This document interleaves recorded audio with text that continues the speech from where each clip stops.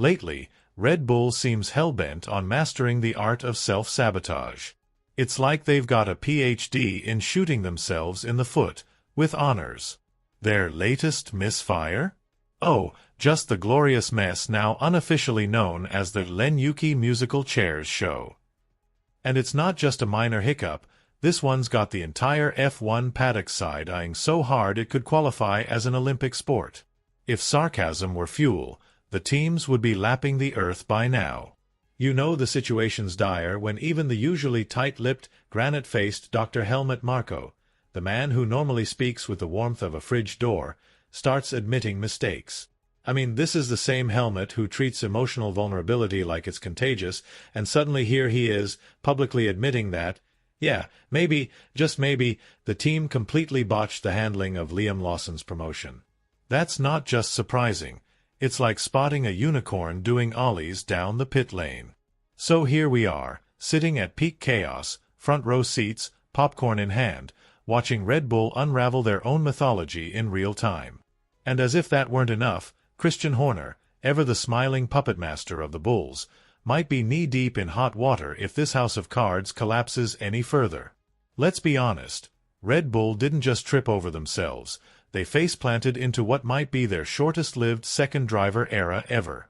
We're talking historical embarrassment levels here. Lawson's stint now rivals that of Robert Dornbos, remember him, whose F1 flame flickered out after just a few races back in 2006. But Lawson didn't just disappear quietly. Nope. Thanks to a cocktail of iffy decision-making, murky backroom dealings, and what looks suspiciously like panic mode behind the curtains, the kid's name is now carved in the book of what could have been. Marko and Horner have since done their best PR tap dance, trying to spin this disaster with the classic, "we made a collective decision" rhetoric. Cute. But let's not kid ourselves. No amount of spin can cover up the awkward truth. Lawson barely had time to leave his scent on the seat before being told to pack it up. It wasn't a development plan. It was a PR landmine. Even Horner tried to maintain a straight face, saying it was tough to watch Liam struggle with the RB21 in those early races, and that the decision was mutual. Sure, January sounds more like they were scrambling to save face after realizing their plan had the structural integrity of wet cardboard. Here's the thing, when you yank your second driver after barely 2 Grand Prix weekends, it's not strategy. It's a red alert. Either something went seriously wrong behind closed doors, or you're running your team like a Netflix drama. Coming up next on Red Bull's Got Talent, who will get the seat this week? Looking ahead to 2025, Red Bull claims to have its eyes on the prize. Make that 3 prizes: the Drivers' Championship, the Constructors' title, and the sweet, sugary dominance they've grown addicted to. But let's not pretend everything's rosy in Milton Keynes. That RB21 is moody as hell. One weekend it's on rails, the next it's a diva in meltdown. The only consistent thing about the car is how consistently unpredictable it is. Enter Yuki Tsunoda, allegedly the chosen one to tame this wild beast. Red Bull is marketing his inclusion as the fix-it-all veteran move. But let's pause for a second and smell what's actually cooking. It reeks of desperation, not a master plan. They're basically saying, hey, this kid has been around longer, maybe he can handle our mess. But if your solution to a systemic problem is just throwing a new face in the fire, then guess what? You're not fixing anything. You're just changing the names in your obituary. Because let's face it, promoting Yuki over Lawson isn't about performance. It's about optics, damage control, and probably a few phone calls from Honda. And now, the whole world is watching, waiting to see if Red Bull can pull a phoenix move and rise from their own flaming wreckage, or if they'll just keep digging deeper into this WTF hole they've created. Either way, buckle up. The Red Bull soap opera is far from over, and if the first few acts of 2025 are anything to go by, we're in for one hell of a spectacle. Let's get one thing straight. Liam Lawson might not have delivered fireworks on the track, but let's not pretend he was some kind of motorsport catastrophe either. People are acting like the guy reversed into the pit wall on every lap. His debut? Total chaos. whether flipping out like it was having a breakdown. His second outing? A sprint weekend, which is F1's way of saying here's half the prep time and twice the pressure. Good luck. Add to that the fact he never even got proper TPC tests under his belt before being launched into the meat grinder. No real seat time with Red Bull, no rhythm built, no comfort in the car. He was thrown in cold and told to survive. That's like handing a rookie a sword and pushing them into the Colosseum. Then when they get bruised, you shrug and say they just weren't champion material. Classy. Yes, Lawson qualified last in China. Twice. The kind of stat that makes Christian Horner pour himself another glass of wine and stare into the distance. But given the garbage hand he was dealt, it wasn't some career-ending disaster. The guy had talent. What he didn't have was time, support, or a car that didn't fight him every damn corner. And despite being dropped like a hot potato, Lawson responded with nothing but grace. He wrote a goodbye post that was so pure and heartfelt, it broke F1 Twitter in half. He thanked the team. He said it was his dream to drive for Red Bull since he was a kid. He was hurting, but grateful. It was the kind of message that hits you right in the chest. You could almost hear the keyboards sobbing. But let's not confuse this with a hard choice made by responsible adults. This was a blunder of epic proportions. Red Bull kicked a young, promising driver to the curb after barely letting him warm the tires. And now their polished reputation is cracking, with angry fingers pointing from all directions. So what's next? Well, unless they patch this chaos up fast, Horner might be spending 2026 managing a karaoke bar in a sleepy English town, singing old Queen songs to forget the headlines. Meanwhile, in Mercedes land, Kimi Antonelli is practically a resident of their simulator. He's in and out of the Merc sim like it's his personal Airbnb. And why? Because Mercedes doesn't leave their future up to coin tosses. They're not turning driver management into a live-action game show. They're planning, preparing, testing. Like professionals. Now for the bombshell. Helmut Marko, that eternal storm cloud of blunt truths and high-risk decisions, has actually admitted it. Yes, he said it. They got it wrong. According to the old Austrian sage, the team's entire driver hierarchy was shuffled like a badly coded playlist. And in hindsight, he reckons Yuki Tsunoda would have been the better choice. But back then, everyone was riding the Lawson hype train. Marko laid out his logic, or lack thereof. They thought Yuki was too inconsistent, so they unanimously picked Lawson. But when the pressure hit, he crumbled. That's the story, anyway. Brutal honesty, yes. But also tragic. From the moment he landed in Australia, Lawson was spiraling, and not the fun kind. It wasn't a loop-the-loop roller coaster. It was a nosedive into oblivion. They put him in the ring with no gloves and told him to knock out a heavyweight. And now they act surprised he didn't come out victorious. Of course they're satisfied. Because Red Bull doesn't just play the game. They bend the board, stack the pieces, and blame the pawn when it breaks. And here's where things get even spicier. The criticism isn't just coming from the outside. It's coming from the garage, the drivers, the insiders. The heat under that Red Bull tent could cook a steak right now. But plot twist. There's a real chance Lawson might outperform Tsunoda in Japan. Why? Because this time he'll be driving a far more stable machine. One that doesn't try to yeet itself off the track on every corner. And it's Suzuka, his backyard. If he delivers a clean, strong performance there, Red Bull's going to need a damn good explanation. Because the questions will start rolling in fast. What the hell is wrong with that second car? Why does it drive like it's cursed by an angry F1 ghost? And if they knew the car was such a nightmare, why didn't they bring in someone experienced, like Sainz or Albon, instead of throwing a rookie to the wolves? Verstappen doesn't need a mascot. He needs a teammate who can handle the heat and give meaningful feedback. Someone to build with. Not someone who's just trying not to drown. And just to turn up the volume, a former F1 driver named Vander lit the internet on fire with a scathing post that went viral. He slammed Red Bull's treatment of Lawson, calling it what it was, psychological torture dressed up as performance evaluation.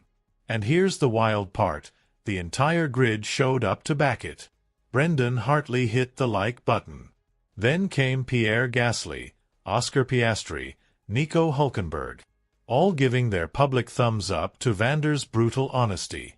Vander said what everyone else is too afraid to say. You don't throw a kid into a high-pressure cauldron with no preparation and expect miracles. That's not testing talent, that's psychological sabotage. It kills confidence before it even forms. 2 races is a joke. You can't even break in new boots in 2 weekends, let alone figure out a twitchy F1 car with unpredictable upgrades and Frankenstein engineering. So will this mess come back to bite Red Bull? Absolutely. They tried to play puppet master, and now they've opened the gates to chaos, criticism, and maybe, just maybe, a redemption arc for the guy they kicked aside. And while the Red Bull camp is quietly burning under the weight of its own drama, guess who showed up to offer a little silent support? Max Verstappen himself. The reigning king of F1 liked Racing Bull's welcome back post for Lawson and even left a positive comment wishing him well. That's not just a friendly nod. That's divine endorsement. That's a thunderbolt from Olympus. Because let's be clear, the problem was never Lawson. It was the machine. The twitchy, stubborn, moody beast of a car they stuck him in and expected miracles from. And now all eyes are on Yuki Tsunoda, who's carrying the weight of an entire PR storm on his shoulders. Game on. This story is far from over. Red Bull is banking on Yuki Tsunoda to pull off some kind of motorsport miracle, expecting him to jump into the fire and come out with trophies. But let's take a step back and ask the obvious. In the 5 long seasons that Yuki has hovered around the orbit of Formula One, how many legitimate outings has he actually had behind the wheel of a full-blooded Red Bull racing car? 1. Just 1. And it wasn't even during a race weekend, it was a quiet, low-stakes post-season tire test. So someone please explain. How exactly is that supposed to prepare him for the chaos, the intensity, and the crushing expectations of leading one of the most volatile seats in F1? What is Red Bull hoping for here? A transfer of knowledge via osmosis? To be fair, there were some optimistic souls in Milton Keynes who thought Liam Lawson would just burst through the gates, fueled by his impressive DTM exploits and his fiery performances in Super Formula. They thought he'd be the guy to punch through the noise and claim that cursed second seat. But what actually happened? That potential was left stranded, suffocating under the brutal pressure cooker that is the Red Bull number 2 seat. A place where talent goes to die if it doesn't deliver miracles on demand. And this brings us to the question. The one that Aston Martin's former engineer Bernie Collins boldly voiced, and honestly, it's the same question a lot of fans have been screaming into the void. Why the hell didn't Red Bull do what Mercedes is doing with Kimi Antonelli? Let's look at Brackley. Mercedes didn't just hand Antonelli a seat and pray to the racing gods. They activated Jedi-level training protocols for the kid. They rolled out the red carpet, armed him with all the data, all the sim time, and all the on-track exposure he needed to become comfortable, confident, and, most importantly, ready. They're not just tossing him into a Grand Prix and yelling, "Good luck." They're taking their time, laying the foundation, thinking long-term. Strategic. Smart. Patient. Meanwhile, Red Bull threw Lawson into a raging inferno without so much as a fire blanket. They tossed him into a real race weekend with almost zero preparation. Mercedes has Antonelli cycling through different engines and chassis, giving him a full-course buffet of F1 experience. They're building a future star with methodical intent. What did Red Bull do? They lit a match under Lawson, gave him a stopwatch, and wondered why he didn't start winning immediately. Here's the kicker. There are no cost cap restrictions when it comes to testing a car that's 4 years old. None. Red Bull could have set Lawson up in one of those older cars and run laps until the tires fell off. They could have given him a rigorous, thorough testing program to sharpen his skills and help him adapt. They could have given him 60 full days in the car last year alone. But they didn't. Instead, they shoved him into the deep end with no flotation device and then stood back, shocked when he didn't slay dragons on his first lap. So now, everything shifts to Japan. That's where the spotlight intensifies. The real test begins. And here's where things get spicy. If Yuki Tsunoda doesn't convincingly outperform both Lawson and Hülkenberg in the RB21, which, by the way, is supposed to be a car tailor-made for Yuki's driving style, then it becomes painfully obvious that the problem isn't the driver. The car is the bloody problem. And then come the tough questions. Why does Red Bull keep fumbling the second seat? Why do talented drivers keep crumbling in the exact same machinery? And most damning of all, what on earth is Christian Horner doing? Let's not forget, Max Verstappen has been duct taping this entire operation together with nothing but raw speed and sheer willpower. He's been dragging that RB21 across finish lines like a wounded beast, carrying a car that seems hell-bent on sabotaging itself. He's already hinted multiple times, subtly but pointedly, that he's not about to waste the prime years of his career in a team that's sleepwalking into irrelevance. And here's the crazy part. After just 2 races, Max is only 8 points off the championship lead. That's while driving a car that feels possessed by gremlins. If Red Bull's development continues this downward spiral, they're not just putting Verstappen's future at risk. They're saying goodbye to podium finishes, Constructors' Championship contention, and possibly even a top 3 spot in the standings. And when the house of cards inevitably comes crashing down, guess who'll be in the center of the storm? That's right. Christian Horner. The team principal. The CEO. The public face of this whole collapsing circus. The guy who was supposed to build a bulletproof lineup, steady the ship, and maybe, just maybe, stop the team from going from 21 wins in 2023 to being the 4th fastest outfit in 2025. Let's be brutally honest. Red Bull dug themselves a hole. And it's deep. Verstappen warned them. Even while he was casually demolishing the field by 30 seconds every weekend, he was sending signals. Warning lights flashing red. And now those lights are screaming. So here we are. Another season. Another drama, another headline. What's your take on all this? Let us know down in the comments below. And once you've done that, go ahead and smash that next video lighting up your screen. Yeah, that one. The juicy one. Click it, you know you want to.